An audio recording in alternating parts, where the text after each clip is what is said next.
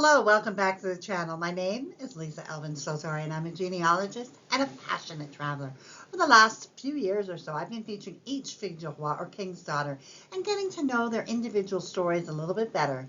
There are over 700 of them, so we've got a long way to go. We are on episode 192. Not too bad. But before we begin, let me show you ways that you can support the channel. The first three keep you in the know. Subscribe, like, and notify. The next three are ways to help the channel grow even further. We have a platform called Coffee, which is a one-time donation. We have Patreon, which is a monthly subscription. And then we also have the super thanks that YouTube permits me to have now that I have over 1,000 subscribers. Thank you, all of you, to helping me grow. So these are all ways that you can help the channel grow. Now let's get started and find out our fille du roi of this episode. Today we are featuring episode 193 of Elisabeth Aubert. She is a viewer request, and she also happens to be the great-grandmother of one of my oldest and dearest friends from childhood, and also my best friend's daughter also has her as a great-grandmother. So let's get to know Elisabeth a little bit better. We have Elisabeth being born April 1648 in Paris, France. She was baptized in the Saint-Jacques de la Boucherie Church, which is now a defunct church, but this is an older style view of it. So you can see it on the bottom here, and also an illustration of when it was, absolutely part of Paris. The family, so that was in the 4th arrondissement, which you can see over in the middle map. And then they moved when she was young to the Paris of Saint-Sulpice, where she would eventually state that she came from. Now, where did she go next? So sometime before Elisabeth left for New France, the family fell on hard times, and they sent Elisabeth to live and to be at La Salpêtrière, which, presumably because they were impoverished, and it is from here that she would leave. Many of our fille du roi, maybe not many, but quite a number of them did emanate from here and protested mightily the conditions because they were not good. Originally, La Salpêtrière was not a hospital, but was actually a gunpowder factory. Since the gunpowder is largely a mixture of sulfur and saltpeter, the site was referred to as the Saltpeter Works. And then Louis XIV into an asylum that operated more like a prison where women outcasts could be shut away. So we had prostitutes, and we had cripples, and we had, handicapped, and also women of meager means. So it was kind of a mishmash of people. This particular picture of it as it existed during that time, I posted the link to it so you can have a look at that. This is what it looks like today. Interestingly enough, this is the hospital where Princess Diana died. So it has a very long history in France, obviously, and now has, overturned its more, negative connotation as now a very reputable hospital. So she would take La Nouvelle France on July 30th, 1670. Something I don't understand is she had a dowry worth about 200 pounds. So whether or not, the father died and she had an inheritance, how did this happen that she was at the hospital, the Salpêtrière, and then suddenly emerged with 200 pounds? I don't know. And so that's one of the mysteries. She would arrive in Quebec City on July 30th, 1670. She would select, and who would select her? His name was Aubert Lambert de Champagne. And he was born 32 June, to be precise. And he was born at Tourouve in France. His parents were Audard Lambert and Jacqueline Fayard. And just to give you a little idea of the history of Tourouve, in the 3 decades, starting in 1632, a large proportion of immigrants to New France came from Perche in what has been called the Percheron immigration movement. Many Percherons were thus recruited to work in seigneuries and establishing along the St. Lawrence Valley. And so this is kind of where he's from. This church, Saint Aubert Church, was one in which we had a lot of people that would come from this area. Not only Lambert, but names such as Côté, Boucher, Cloutier, Guillaume, which is Dion, Tremblay, and Paradis. All of those names come from that same location or region in Normandy. It's not known precisely when Aubert would come to New France, but we are pretty certain from the evidence that he was here at least in 1662 and probably a few years before that. So they were married August 29, 1670. Remember I told you she arrived July 30th? That's a pretty short time. So she turned around and got married right away to Aubin, and he was obviously there, had enough, you know, a house and land and that sort of thing to be able to offer, you know, a potential bride a very good life. The family would settle in Saint Augustin de Demarre, and this is a very tiny community, but it's an interesting place because 17 king's daughters or filles du roi eventually settled here. And so we've actually come here quite a number of times, and we'll return again. A little bit of history of this seigneurie. In 1647, Jean Juchereau, Lord of Mar, is given the seigneurie that includes this small village. By 1668, the territory begins to be occupied. It was then called de Mar. By 1671, a community mill was established at Lake Saint-Augustin by the son of the original lord, also named Jean Juchereau de la Ferté.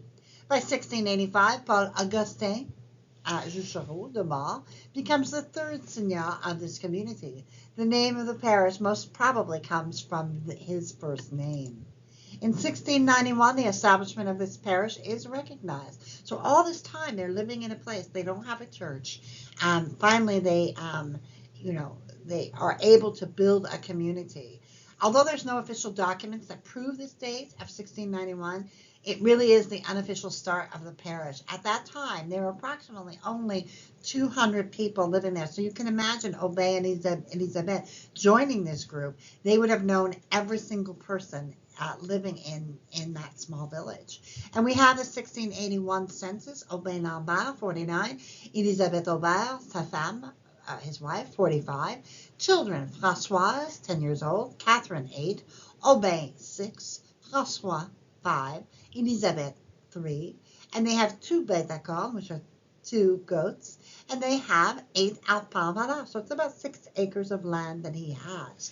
The picture on your left is the one where it's circled, is where Elisabeth actually lives. We have the amazing Society of Saint Augustin, which I will give you information about in a minute, has this map on their website. So just amazing, amazing. All of those red the names in red are Les Filles du Roi and where they were living. So very interesting to observe.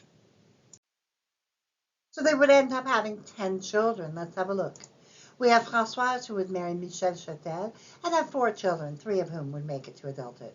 She then married Jacques Gauthier and had 4 children, all of whom would make it. Catherine would die just after the 1681 census.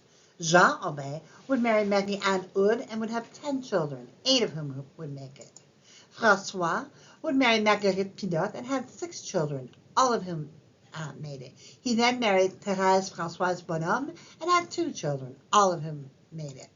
Marie-Florence, or Isabelle, would marry Pierre Renaud and have 2 children, both of whom would make it. Michel would marry Louise Catherine Grenier and have 11 children, 10 of whom would make it. Catherine Elizabeth would marry Jacques Guettin and have 1 child, who would make it. Anne would marry François Dubois and have 8 children, 6 of whom would make it. Louise would marry Henri Luneau and have 4 children, all of whom would make it. And Pierre-François would marry Marie-Louise Houd, 7 children, 6 of whom would make it. Amazing. What's amazing is that they only had 1 child not produce descendants. So that's an amazing, just kind of genetics, if you will. So that tells us that probably they left a lot of descendants. Let's have a look. Elisabeth would die much, much too soon. She died October 4th, 1690, at the tragic age of 42. She had been suffering for some time and was buried at the Hôtel Dieu Hospital, where she died.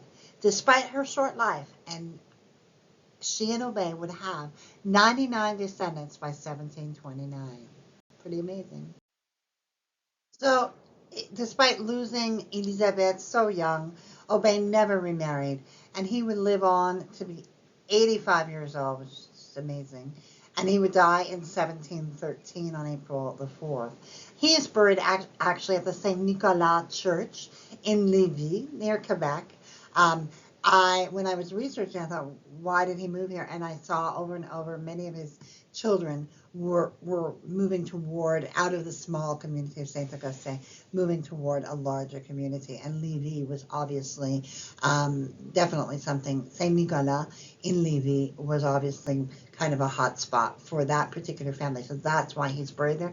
That's his death record as well. So because of where Aubert Lambert is from, there's a lot of research that has been done. So I'm giving you the museum and also a website. The museum is in France, in Perche, and then we also have the website. So both of those are there for you to explore, not only Aubert, but other people that may have touched your tree as well. I can't say enough about this historical society at Saint Augustin de Damas. I have read much of their information. It's just phenomenal what they've done. So please have a look. If this is where your family roots are, it would certainly be worth a look-see for you. And I've posted the video, not the video, but the information for you to have a look at. And still more resources. I just kept coming up and coming up. And as you know, these are supposed to be short snippets so that you can kind of continue your research. But I found on Family Search some really interesting books about Aubert Lambert and Elisabeth Aubert. And then I also found on WikiTree some more information. So both of these documents are available for free. So just click on the link and it will lead you there. As always, I love to recommend some of my resources. I'm going to put the spotlight on Généalogie du Québec et d'Amérique française, Nos Origines. I love this site. It's a user-friendly. It's absolutely free. There are some errors in it, like all, kind of community experiences, but it's very few and far between. So definitely have a look at it. See what you can glean from it as well. I posted the link for you to have a look as well. We end our episode of Elisabeth Aubert and Aubert Lambert. Really interesting couple to have come from Paris, especially Elisabeth, and from very very strong places in France and come and go to Saint Augustin. I just love that idea that they just formed this union in Quebec City, moved to Saint Augustin, and decided to kind of build their lives there. And ultimately, she would pass away very, very suddenly and soon, much too soon. And he would go on, and he didn't remarry, which is interesting as well.